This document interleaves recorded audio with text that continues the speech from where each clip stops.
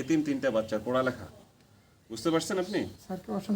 পড়ালেখা যদি থেকে যায়, যে বই কিনতে পারছেন না, ফর্ম ফিল আপ করতে পারছেন না, আরও কোনো যদি হেল্প লাগে, চিকিৎসার, যে বাচ্চারা অসুস্থ হয়েছে চিকিৎসা করে, আপনারা মনে করবেন যে মানুষ তো মানুষের জন্য, তাই না? আপনি একটা জিনিস মনে করবেন যে আমি একটা ছেলের মতো, আপনি নির্দ্বিধায় আমাকে জানাবেন। ইনশাল্লাহ আমি সর্বোচ্চ চিকিৎসা হইতে আরম্ভ করে, তাদের লেখাপড়া হইতে আরম্ভ করে, অন্য যে কোনো সমস্যা আমার সামর্থ্য থেকে যতক্ষণ আসি ততক্ষণ আমি আমার দায়িত্বটা পালন করতে চাই। আমি এখানে ওসি হিসেবে যোগদান করার পর আমার জ্ঞানে তো কোনো অন্যায় করেনি, এটা আপনারা সবাই জানেন। শুনছেন না লোক মুখে বর্তমান ওসি সাহেব কীভাবে কাজ করে?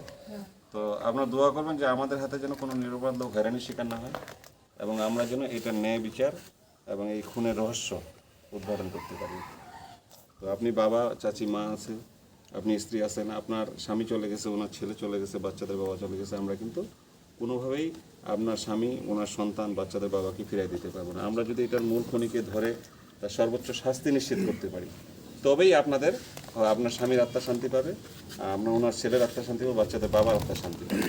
ঠিক আছে? আরেকটা জিনিস আমি বলে দিচ্ছি যে আমি ওসি হিসেবে এখানে যতদিন আছি, এই শাহাবুদ্দিন চাচার পরিবারের নিরাপত্তা এবং এই বাচ্চার যে তিনটে আছে সহ তার স্ত্রীর নিরাপত্তা, চাচির নিরাপত্তা, এটা সর্বোচ্চ আকারে আমি দায়িত্ব নিলাম। শুধু নিরাপত্তায় নয়, এই এতিম তিনটা বাচ্চার পড়ালেখা, বুঝতে পারছেন আপনি?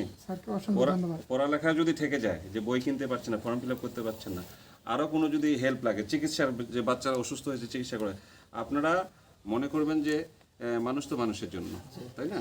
আপনি একটা জিনিস মনে করবেন যে আমি একটা ছেলের মতো, আপনি নির্দ্বিধায় আমাকে জানাবেন। ইনশাল্লাহ আমি সর্বোচ্চ চিকিৎসা হইতে আরম্ভ করে, তাদের লেখাপড়া হইতে আরম্ভ করে, অন্য যে কোনো সমস্যা আমার সামর্থ্য থেকে যতক্ষণ আসি ততক্ষণ আমি আমার দায়িত্বটা পালন করতে চাই।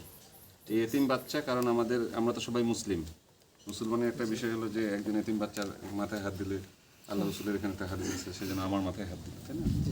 তো আমরা যেহেতু মুসলিম, এটা একটা আমাদের পবিত্র দায়িত্ব। ডিউটির পাশাপাশি এই দায়িত্বগুলো, মানবিক দায়িত্বগুলো, এই বাচ্চারা, আর আজকে মনে করেন যে এগুলো আসলে অন্য কোনো কারণ নাই।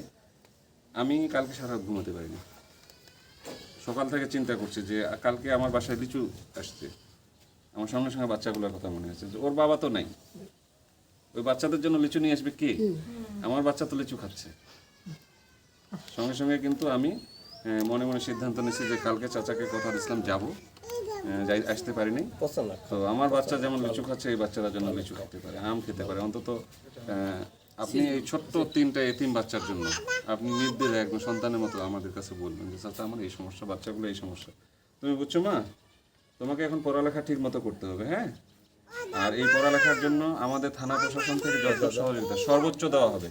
এবং এখানে মিডিয়া কর্মীরা আছে, আমি বলছি যে ইউনূস স্যার ছুটিতে ছিলেন, আজকে আসবে।